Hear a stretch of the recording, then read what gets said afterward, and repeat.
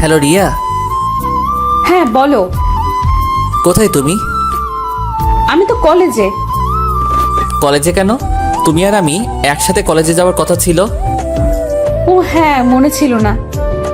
মানে কি? কি আবার?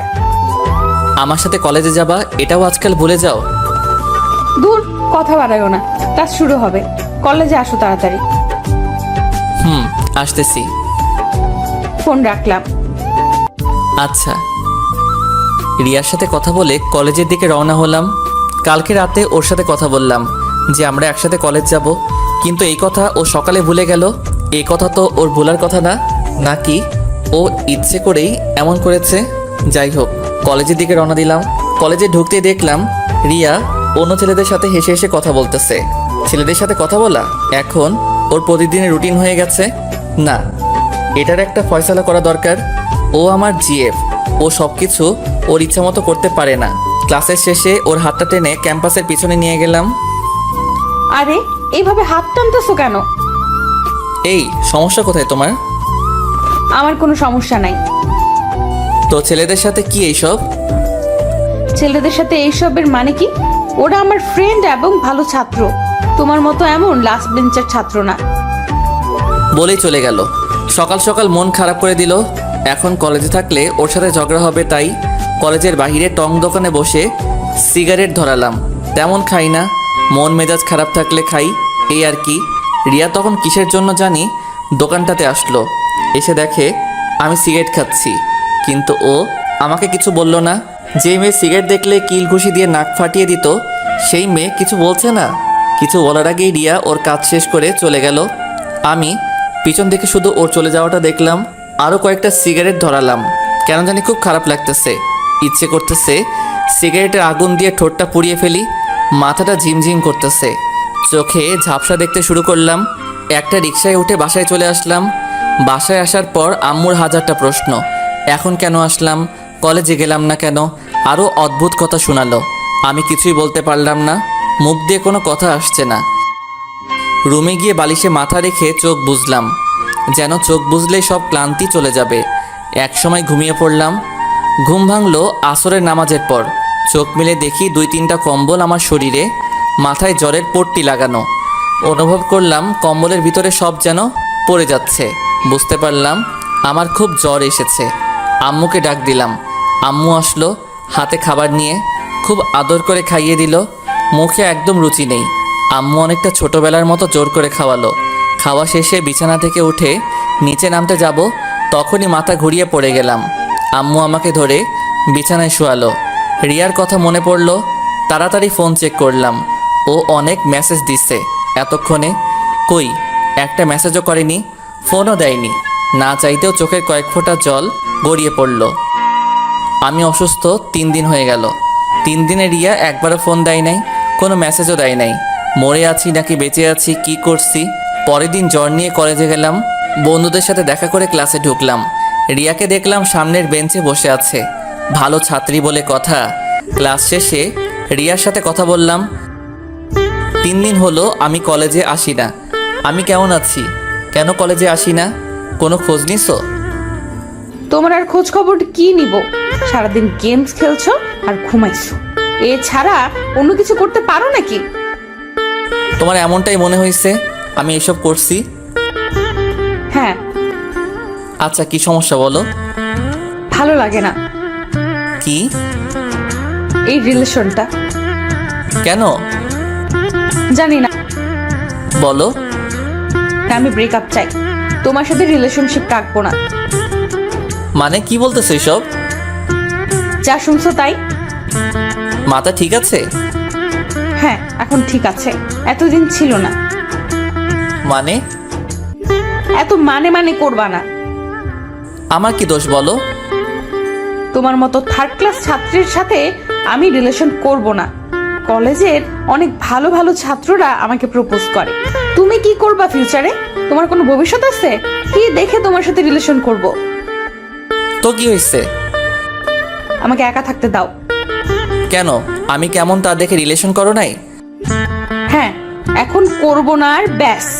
আর কোনো কথা বলতে চাই না এই বিষয় নিয়ে। ও আমি তো খারাপ ছাত্র। না, ঠিকই বলছো, আমার কোনো ভবিষ্যৎ নাই। অন্য কারোর সাথে রিলেশন করে সুখে থাকো। ভালো ছাত্র হতে পারলে আইসো আবার, না হলে আশা লাগবে না। পড়ালেখা করবো না আর। ওকে, আল্লাহ হাফেজ। আমি থাকবো না, তার জন্য খুব মজা পাচ্ছ? অবশ্যই, তোমার মতো বিএফ থাকার চেয়ে না থাকা অনেক ভালো। আমার মতো? হ্যাঁ, ঠিক তোমার মতো। আমার মাথাটা একদম গরম হয়ে গেল। এমনি অসুস্থ, তার উপর রিয়ার কথার এই অবস্থা।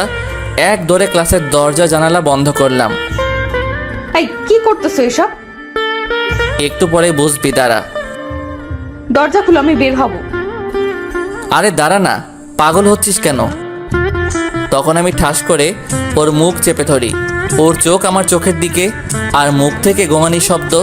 ওর চোখে ভালো করে তাকালাম। কি সুন্দর চোখ, কি মায়া। কিন্তু আমার সাথে এমন করলি কেন? ভালোই তো বেসেছিলাম।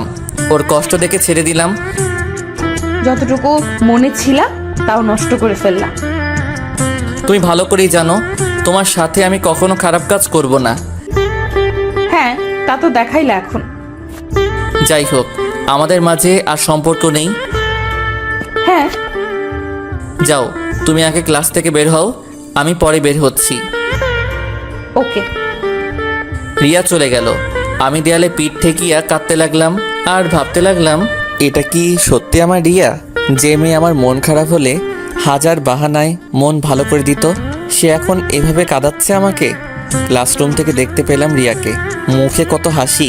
আমাকে কাঁদিয়ে ও এখন খুব মজাতে আছে। এটা কেমন ভালোবাসা ছিল? ও কি সত্যি ভালোবেসেছিল আমাকে? চোখ মুছে ব্যাগটা কাঁধে নিয়ে ক্লাস থেকে বের হলাম। রিয়াদের পাশ কাটিয়ে যেতে লাগলাম, তখন একটা ছেলে বলল, রিয়া, ভালোই করেছিস এটার সাথে ব্রেকআপ করে। ওই কোনোভাবে তো যোগ্য না। হ্যাঁ রে, জানি আমি। হুম। মাথাটা গরম হয়ে গেল। ছেলেটাকে কষিয়ে 2টা চড় মারলাম। বেশি কথা বললে এখানেই শুইয়ে দিয়ে চলে যাব। আমার ব্যাপারে তোর কথা বলা লাগবে? এই, তুমি ওরে মারলে কেন? রিয়ার এই কথা শুনে রিয়াকে একটা থাপ্পড় মারলাম আর বললাম, তুই কে? আবার কথা বলস? চুপ, একদম চুপ বলে কলেজ থেকে বের হয়ে আসলাম। দিনটা অনেক কষ্টে পার হয়। রাতে না খেয়ে ঘুমাতে গেলাম, ঘুম তো আসে না। রাত 2টোর দিকে হালকা চোখ লাগে। সকালে, কিরে ওঠ, কয়টা বাজে? কেন? কেন কি কলেজে যাবি না? না, যাব না। কেন? এমনি। শরীর খারাপ? না। তাহলে? প্লিজ আম্মু যাও তো, একটু ঘুমোতে দাও। আম্মু যাওয়ার পর আরও কতক্ষণ বিছানায় পড়ে রইলাম। রিয়া আমার সাথে এমন করার কারণ কি? আমি খারাপ ছাত্র, আমি লেখাপড়া দিয়ে কিছু করতে পারবো না। এসবই তো ক্যালেন্ডারের দিকে তাকিয়ে দেখলাম। ইয়ার চেঞ্জ, পরীক্ষার এখনও 4 মাস বাকি। এই 4 মাসে যা করার করতে হবে। ঘুম থেকে উঠে ফ্রেশ হয়ে খাবার খেলাম। বাড়ির পাশে একটা কোচিং সেন্টার আছে, ওখানকার এক বড় ভাইকে ফোন দিলাম। হ্যালো ভাই, আমি আদি বলছিলাম। হ্যাঁ ভাইয়া, বলো। ভাইয়া, আমি আপনাদের কোচিং সেন্টারে পড়তে চাচ্ছি। তুমি পড়বা? হ্যাঁ ভাই। বিকালে আসো, বিকালে একটা ইন্টারের ব্যাচ আছে, ওদের সাথে পড়বা। আচ্ছা রাখি ভাই, বিকেলে দেখা হবে। আচ্ছা। পড়ার টেবিল থেকে সব বই খাটে আনলাম। এই বইয়ের জন্য আজ আমার এই দশা। ভাগ করে নিলাম কোন দিন কি পড়ব। আর আমি ততটাও খারাপ ছাত্র না যতটা রিয়া ভাবে। আমি ভালো ছাত্রই, কিন্তু খামখেয়ালিটা বেশি করে ফেলি, গুরুত্ব কম দেই। তারপর সারাদিন পড়তে শুরু করলাম। ফোন থেকে ফ্রি ফায়ার প্লাস ফেবু সব ডিলিট। ফোন ধরি না। বন্ধুদের সাথে দেখা করা বন্ধ করে দিলাম। সকাল ভোরে পড়তে বসি, গভীর রাতে ঘুমাই। সকাল হয় কখন রাত হয় টের পাই না। কলেজে খুব কম যাই, যাতে রিয়া বুঝে আমার পড়ালেখা আগের মতোই আছে। আর কলেজে যেই বা কী করব? রিয়া যেসব কাজ করে নিজে ঠিক রাখতে পারবো না। আমার সাথে কথা পর্যন্ত বলে না। আমার সাথে এমন করে যেন কোনোদিন দেখেইনি আমাকে। আমিও নিজের অ্যাটিটিউড নিয়ে থাকি, কারোর সাথে কথা বলি না। নিজেকে নতুনভাবে সবার কাছে পরিচয় দিতে হবে, যাতে কেউ বাজে ছাত্র বলতে না পারে। এভাবে কেটে গেল কিছুদিন।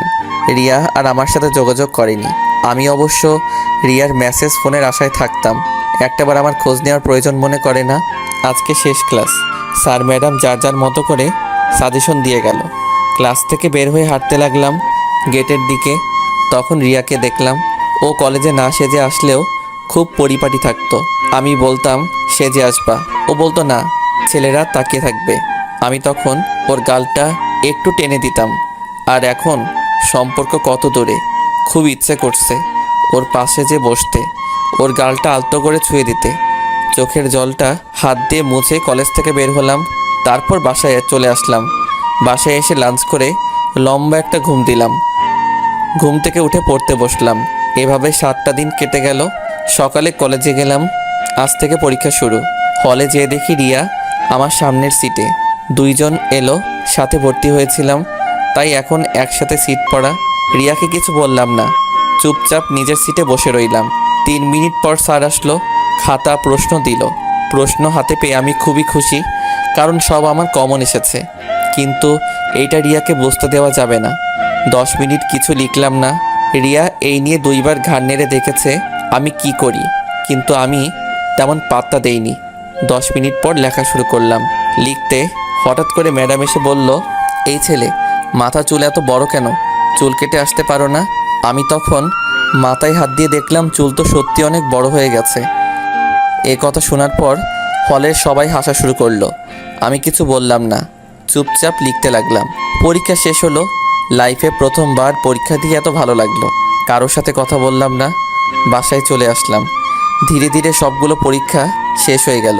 পরীক্ষাগুলো অনেক ভালো হয়েছে। ভালো রেজাল্ট করব ইনশাল্লাহ। শেষ পরীক্ষার দিন হল থেকে বের হতেই রিয়ার ডাক। আদি, কে? আমি আমি কে? রিয়া। হ্যাঁ বলেন। কেমন আছো? ভালো। ও, হ্যাঁ, আর কিছু? পরীক্ষা কেমন হলো? 3টা পাস করব, আর বাকিগুলো ফেল।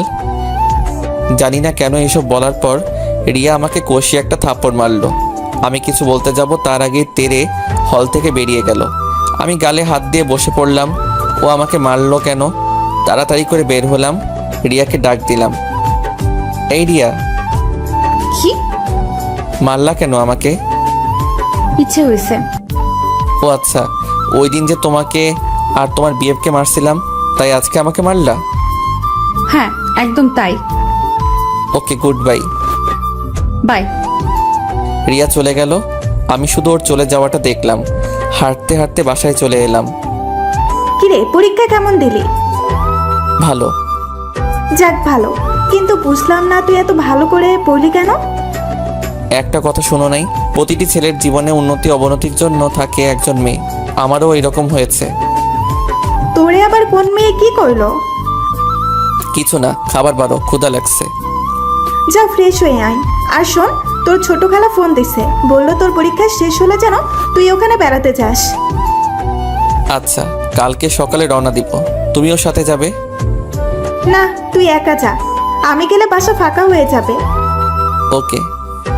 তারপরের দিন খালাদের বাড়ি গেলাম। কলেজের পুরো বন্ধটা ওখানে কাটালাম। এলাকাটা খুব ভালো লাগে, গ্রামীণ পরিবেশ। 2 দিন পর বাসায় ফিরলাম। কালকে রেজাল্ট দিবে। যে দিনটার জন্য এত কষ্ট করছি, রাতে ঘুম হলো না, কেন জানি ঘুম আসলো না চোখে। সকালে রেডি হয়ে কলেজে গেলাম। আজকে রেজাল্ট দিবে, সাথে আম্মুকে নিয়ে আসছি, কারণ আম্মু আমার জন্য এই কয়টা দিন অনেক কষ্ট করেছে। আমি যতক্ষণ রাত জেগে পড়তাম, আম্মু জেগে থাকতো। হঠাৎ করে আম্মু বলল, কিরে, ওই মেয়েটা রিয়া না? হ্যাঁ, তো কি হয়েছে? কি হয়েছে মানে? এভাবে কথা বলতেছস কেন? এমনি।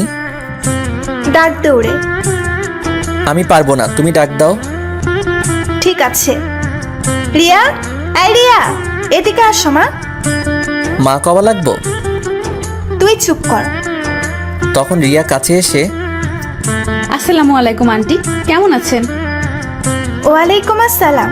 ভালো মা, তুমি কেমন আছো? এই তো আন্টি। পরীক্ষা কেমন হয়েছে? ভালো। বাসার সবাই ভালো আছে? হ্যাঁ, সবাই ভালো আছে। আন্টি, রেজাল্ট দেওয়ার সময় হয়ে গেছে, যেতে হবে। হ্যাঁ যাও। ওই তুইও যা। বলা লাগবে না আমাকে, আমি জানি। যা। আম্মুর কাছ থেকে বিদায় নিয়ে চলে আসলাম ক্লাসরুমে, যেখানে রেজাল্ট দিবে। অনেকক্ষণ ধরে বসে আছি, স্যারের কোনো খবর নাই। 10 মিনিট পর স্যার আসলো। এক হাতে রেজাল্ট শিট, আরেক হাতে তার চর্বিযুক্ত পেট হাতাতে হাতাতে স্যার একে একে সবার রেজাল্ট দিতে শুরু করলো। ফলাফল দিতে দিতে 3 জন বাকি আছে, আর তাদের মধ্যে আমি আর রিয়া আছি। রিয়া আমার দিকে বারবার তাকাচ্ছে, আমি ওর দিকে ফোকাস দিচ্ছি না। আমার সব দৃষ্টি ফলাফলের দিকে।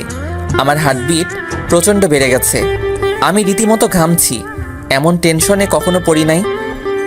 আবির রোল 27, তৃতীয় হয়েছ। রিয়া রোল 19, দ্বিতীয় হয়েছ। আদি রোল 20, প্রথম হয়েছ। তখন আদি নামটা শোনার সাথে সাথে চোখের পানি চলে আসলো। চোখ বেয়ে যেন সব পানি বের হয়ে যাবে।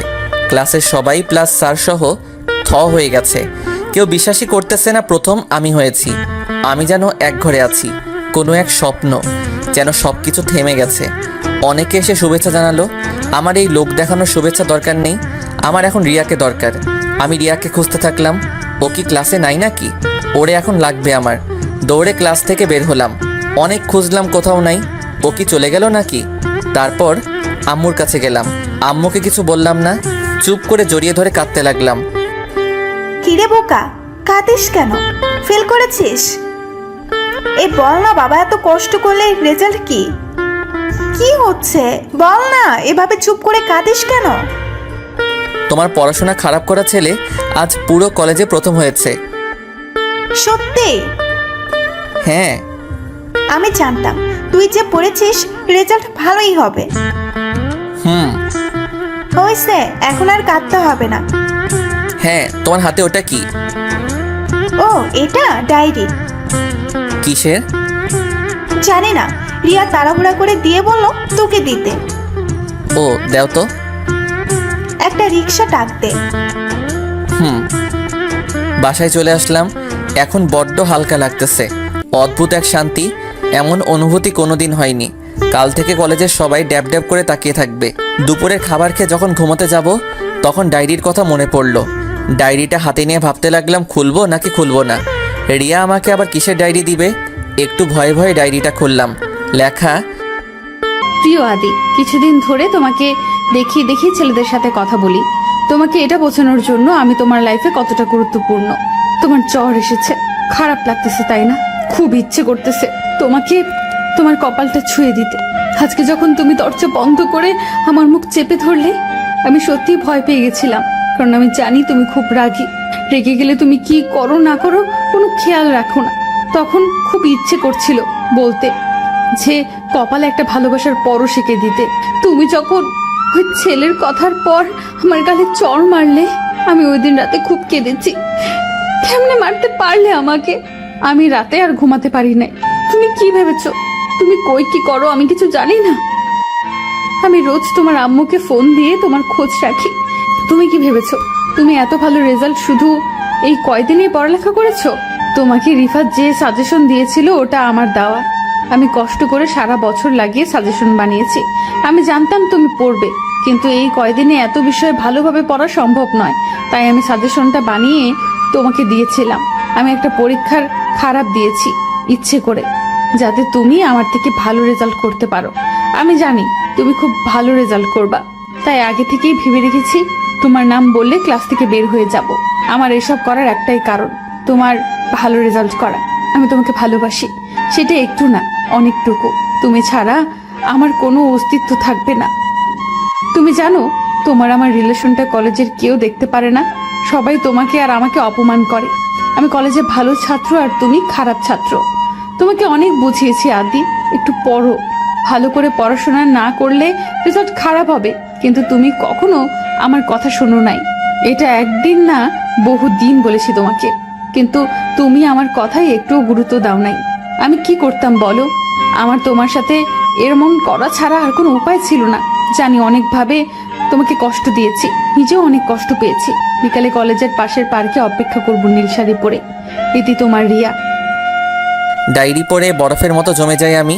এইসব ও নিজ ইচ্ছায় করলো, আর আমি কেন টের পেলাম না? নিজেকে বড্ড বোকা লাগতেছে। এত কাছে থেকে বুঝতে পারলাম না। ডায়েরিটা বিছানার নিচে রেখে ঘুমিয়ে পড়লাম। বিকেলে ঘুম থেকে উঠে ফ্রেশ হয়ে নীল পাঞ্জাবিটা পরে বের হলাম। পার্কে এক কোণে বসে আছে রিয়া। কিছু বললাম না, চুপ করে ওর পাশে বসলাম। আদি, গালটা এদিকে করো। কেন? করো। এই মাইয়া মারলা কেন? শরম করলো না? কিসের শরম? ওই দিন যে বললাম, ওইটা কি তোমার বিএফ নাকি? ও, ও কি? তুমি কি আমাকে মারার জন্য ডাকছো? হ্যাঁ, গালপাত আর একটা মারবো। নাও মারো। নাও। এটা কি ছিল? ভালোবাসা। আগেরটা কি ছিল? অভিমান। তাই বলে এই পাবলিক প্লেসে? হুম। কি হুম? অনেক কষ্ট দিছি তাই না? হ্যাঁ, অনেক অনেক অনেক কাঁদাইছো। কি করলে মাফ করবা বলো? পার্মানেন্ট ভাবে ব্রেকআপ করলে? আরেকবার বলো, শুধু আদিরে আদা বানায় চা দিয়ে খেয়ে ফেলবো। কি? হ্যাঁ। কিছুক্ষণ নীরবতা, কেউ কিছু বলছি না। রিয়া আমার আস্তে করে আমার হাতটা ধরে বলল, আই বাবু সরি। এই বাবুকে? হ্যাঁ। তুমি সরি। কিসের সরি? কষ্ট দিছি যে। আচ্ছা, ভালোবাসতে কি এমনই পারফেক্ট হওয়া লাগে? না, কিন্তু নিজের সম্মান নিজের বজায় রাখা লাগে, যাতে কেউ অসম্মান করতে না পারে। এত কষ্ট না দিলেও পারতা। তো কি, তোমাকে তো চেঞ্জ করতে পারছি। যাই হোক, আমি এখন অন্য মেয়েকে লাইক করা শুরু করছি। কি? এত কাছে থেকেও কানে শুনতে পাও না? আমি কিন্তু কান্না করব। করো। কি খারাপ? কাঁদতে কষ্ট লাগে না? আমার লাগে, তোমার লাগে না? এইসব কি আমার জন্য করছি? হ্যাঁ, তোমার জন্যই তো করছো। কি? এই যে তুমি আমাকে ভালোবাসো, আমাকে ছাড়া থাকতে পারবা না, তাই এমন নাটক করলা। যাই হোক, এখন উঠি, নতুন বাবুনিটাকে সময় দিতে হবে। উঠতেই রিয়া খপ করে জড়িয়ে ধরলো আর বলল, তুমি আমার আর কারো না, চুপচাপ বসো, সন্ধ্যা হলে আমাকে বাসায় দিয়ে বাসায় যাবা। ও আচ্ছা, আমার কি তোমার চাকর মনে হয়? না, জামাই মনে হয়। আমি কাউকে দিয়ে আসতে পারবো না। ঢং, কালকেই তো ফোন দিয়ে বলবা বাবু আসো দেখা করি। না, 4 থেকে 5 মাস দেখা না করে থাকতে পারছি, এখনো থাকতে পারবো। এখনো অভিমান করে আছে? হ্যাঁ, আর এটা সারা জীবন থাকবে। সাথে আমাকে রাখবে না? তুমি ছাড়তে দিবা নাকি? হ্যাঁ, সেটাই। নীল শাড়িতে কিন্তু তোমাকে অনেক কিউট লাগতেছে। তাই? হ্যাঁ। তারপর পাগলিটার গালটা টেনে দিলাম। সব অভিমান ভুলে আমরা এখন একে অপরের। ও আমাকে অনেক বুঝিয়েছিল, আদি একটু ভালো করে পড়ো। আমি শুনিনি, কিন্তু ও এমন এক কাণ্ড করবে তা তো আর জানা ছিল না। রিয়ার হাত ধরে পুরো বিকালটা কাটালাম। পরিবেশটা আজকে সেজেছে নতুন করে। নীল আকাশ, মেঘের ছুটাছুটি, দমকা বাতাস। সন্ধ্যায় রিয়াকে বাসায় দিয়ে আসলাম, আর আমি হেঁটে হেঁটে বাসার দিকে রওনা দিলাম। বাসায় যেয়ে আম্মুকে বলতে হবে আমার উন্নতি সাধনকারী মেয়েটা রিয়া।